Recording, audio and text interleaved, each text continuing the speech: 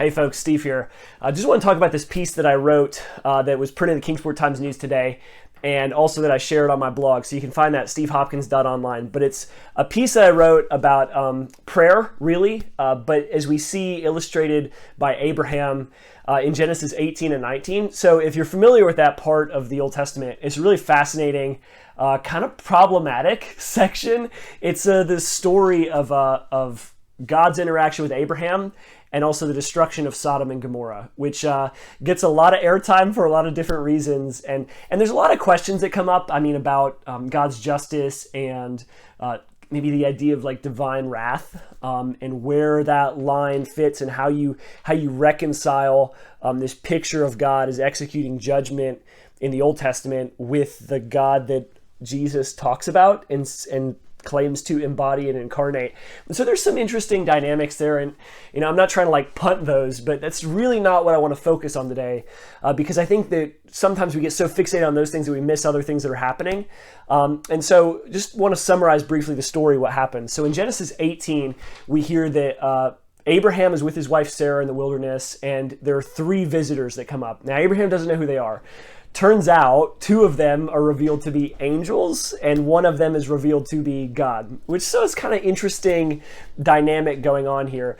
God shows up to meet with Abraham, and Abraham, not knowing who they are at the time, offers them extravagant hospitality. And we're told in the text that he has like a calf slaughtered, and that he has his wife Sarah prepare 3 seahs worth of flour bread, right? So if you're wondering, because you don't use the measurement seah, that's like 36 pounds of flour. It's a lot of flour.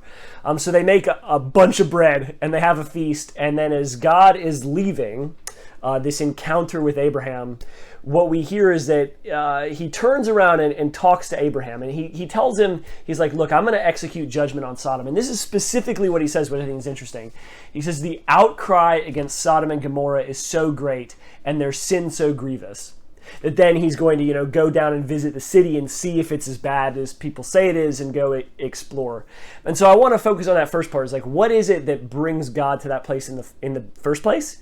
Well, it's the idea that there's an outcry. And in Hebrew, that word that we translate like as an outcry, it's like, think of like a violent sort of scream cry, like a wailing, when someone, when a parent has lost a child, that kind of violence associated with it. It's not just like people were upset. It's like a desperate pleading.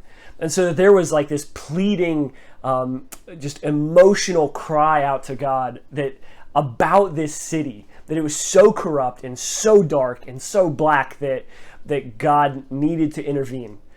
Which is then what we hear happen in Genesis 19. But before we get there, right, there's this really interesting exchange between God and Abraham, where Abraham says, and I'll quote here, he says, will you sweep away the righteous with the wicked? What if there are 50 righteous people in the city? Will not the judge of all the earth do what is right?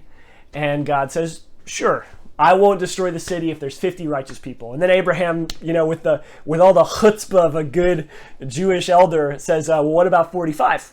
40? 30? 20? What about 10? 10? Will you do it for 10? And God, interestingly, every single time assents, like, yes, yes, yes. But Abraham, in kind of a fascinating way, stops at 10, which, you kind of wonder about that in the text. So we hear that the angels go to the city, they check it out. God leaves Abraham. Ultimately, there's this really awkward exchange that happens in Genesis 19. We're not going to go into all that, but Lot is spared in the city. The city itself is destroyed. And, at the very end of the chapter, Genesis 19:29, this is what we hear. It says, so when God destroyed the cities of the plain, Sodom, Gomorrah, etc., when he destroyed the cities of the plain, he remembered Abraham and brought Lot out of the catastrophe that overthrew the cities where Lot had lived. And, as I was just sitting here in this spot, and I was reading that like a few weeks ago, just in the morning, and I came across that, the thought struck me is like, what's weird about that in particular is that Abraham never asked for his nephew Lot to be saved. So if you're familiar with the broader story in Genesis, Abraham doesn't have any sons, or he has one son, Ishmael at the time, but he doesn't have any other sons, no heir. Well, he doesn't have Ishmael yet, no heir yet to the inheritance of his family.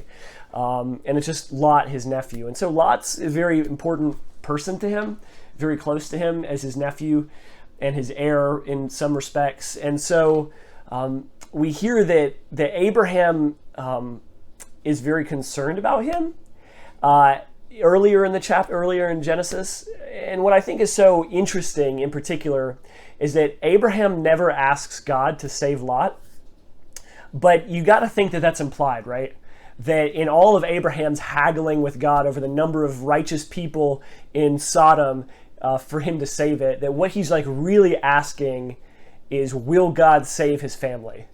You know, and that maybe for all the chutzpah of Abraham, he just doesn't have maybe the audacity or even know how to verbalize that what he really wants is he doesn't want any of the righteous people in the city to be destroyed, but what he really wants, he wants his nephew Lot to be saved.